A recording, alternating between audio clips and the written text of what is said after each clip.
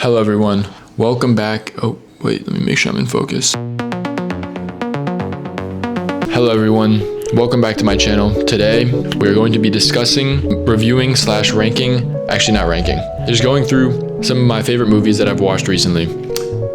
Actually not necessarily my favorite, but just all the movies I've watched recently. But I don't think I have anything really negative to say about any of them, but regardless, let's get into this. For my mic, we'll be using my Wolverine claws, and you'll see why later. But okay, actually wait, I don't know if I can do this because I have to write some stuff. Okay, let's begin.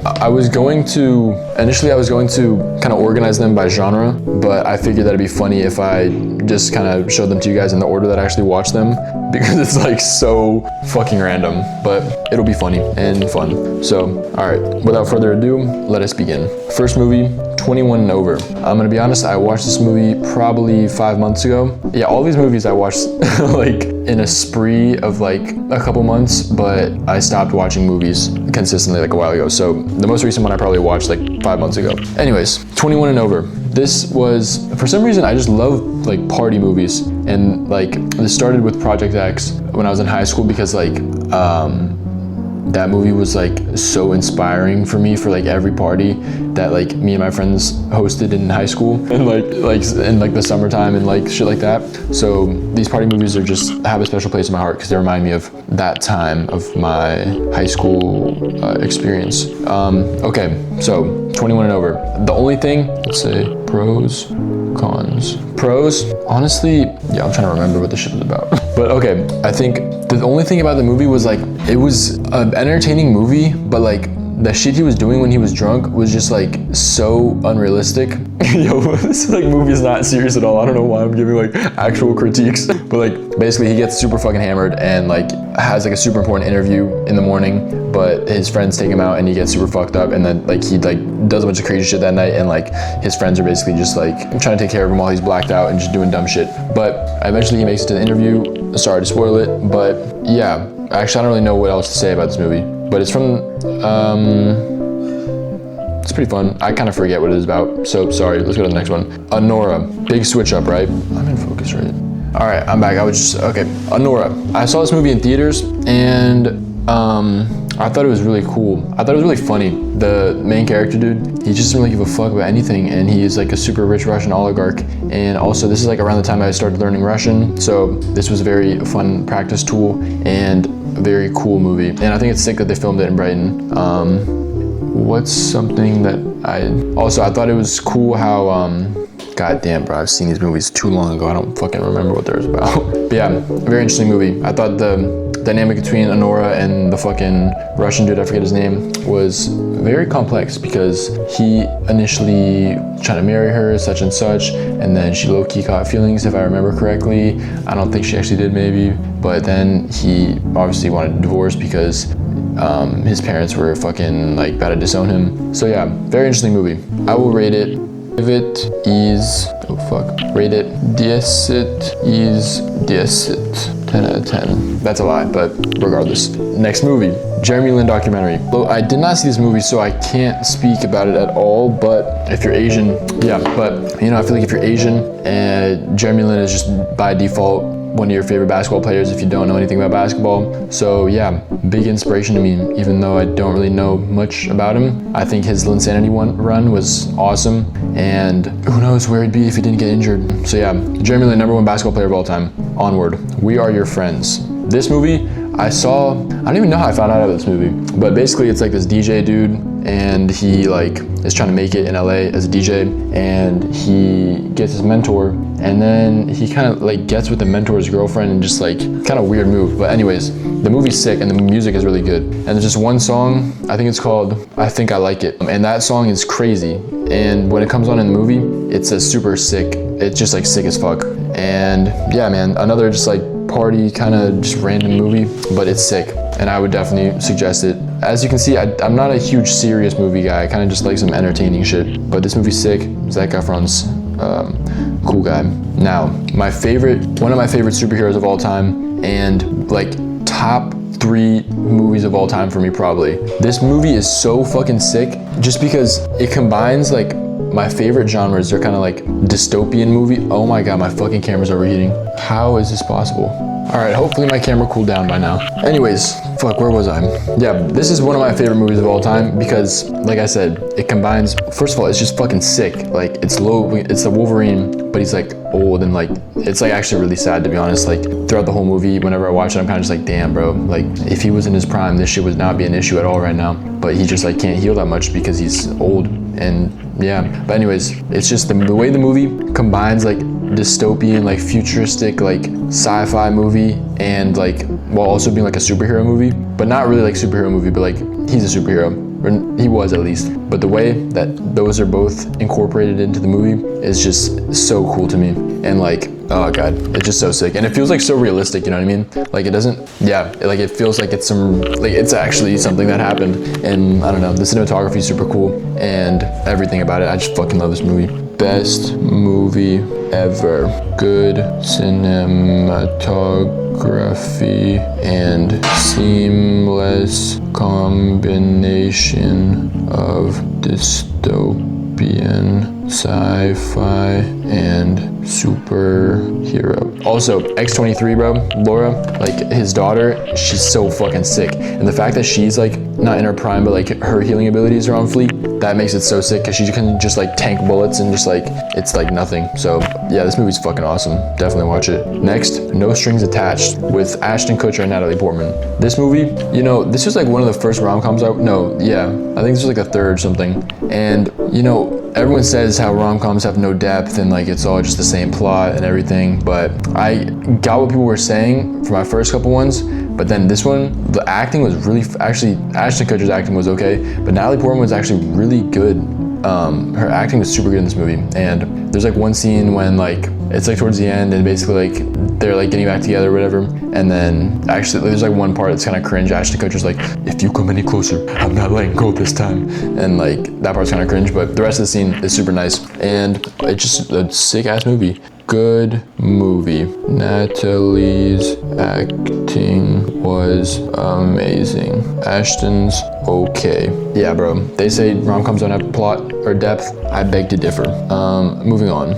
The Great Gatsby. This movie, you know, everyone had to read The Great Gatsby in high school, and I say had to because it was a requirement, but I did not end up reading it for my class. But like, I forget when I watched this, but maybe it was like a year ago, and it was just like, I think the movie depicts like idealization and like a kind of like twisted type of yearning really well. And like when I was reading it in class, SparkNotesing it, I was kind of just like, didn't really understand all like the symbolism and like the motifs that were going on, like the light and shit like that. All right, I just put my fucking camera in the fridge for like 10 minutes, so hopefully it won't overheat again. But what was I saying? Oh yeah, The Great Gatsby. You know, when I was watching it in school, when I was reading it in school, yeah, I didn't really get the motifs, like the, what was it? There's like the light, and also just like the green light, and like, mainly the green light, to be honest. There's like, whatever. Yeah, and also just like the whole East egg, West egg stuff is just super interesting to me now, because like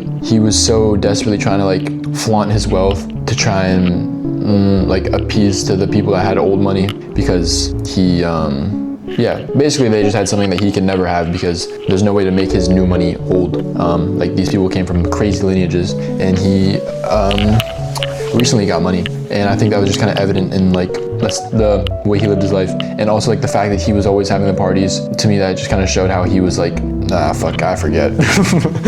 But yeah, and then him just like yearning for Daisy and how that ultimately led to his demise. I thought that was just super interesting, because like they can never be together because I kind of forget what the exact reason was, but like I think it had something to do with the fact that he came from New Money, and like they were just from different parts of the island, and you know, just tragic, but super interesting movie. Awesome portrayal of, what did I say?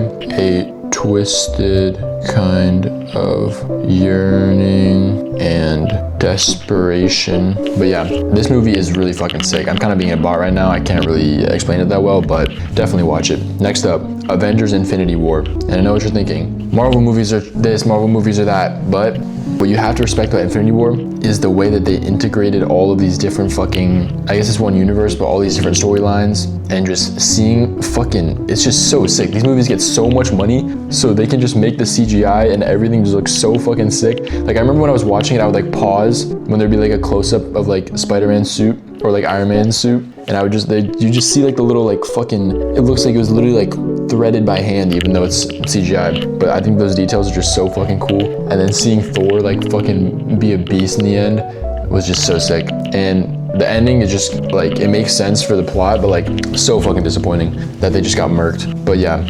awesome to watch. Wait, no, I'll say such a fun viewing experience. And yeah, just really awesome. Easy on the eyes. I think like the first 20 minutes of the movie are just so sick, because it's just like, I love like that part of like apocalyptic movies or like superhero movies where like shit gets fucking crazy. Like the period before shit gets fucked up is like so cool to me. Like in the movie World War Z. I watched it when I was younger.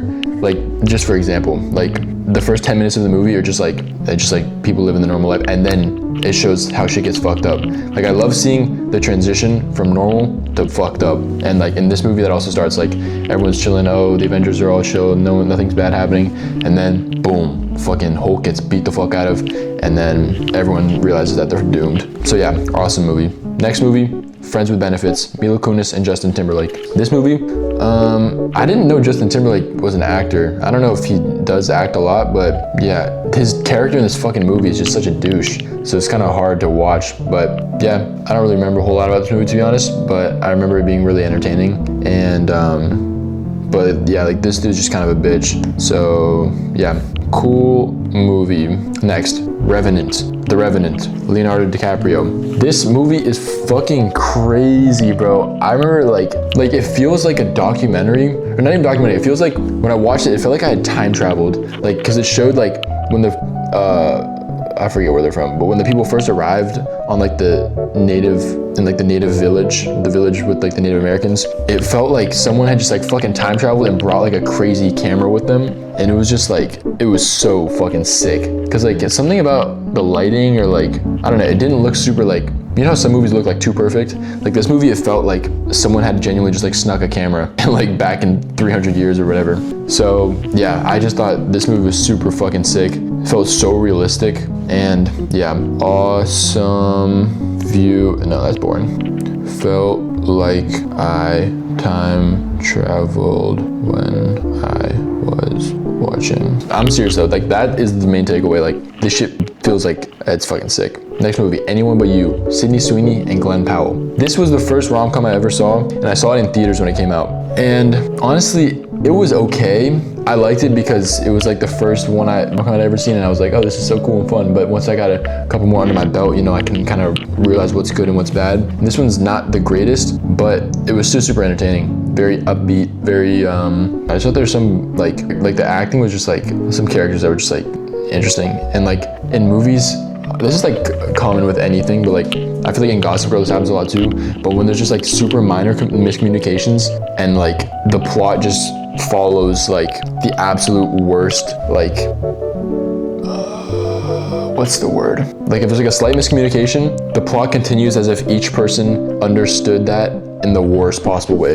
And then it's just like, I'm watching and I'm just like, bro, what the fuck? Like that's obviously not what they meant. Or like, it's just, yeah. Anyways, fun movie. Their acting was good, but side characters subpar. Actually, that's mean. I don't even need to say that. Fun movie, main takeaway. Next up, The Martian, Matt Damon. Okay, let me remember what happened in this movie, because I'm trying to not mix this up with Interstellar, because he was also in that, I think. Yeah, he was the dude that like fucked them all over. But in The Martian, damn, I low-key forget. I remember he like grows potatoes with his own shit. Fuck, dude. Yeah, I kind of forget. But sci-fi movies are awesome.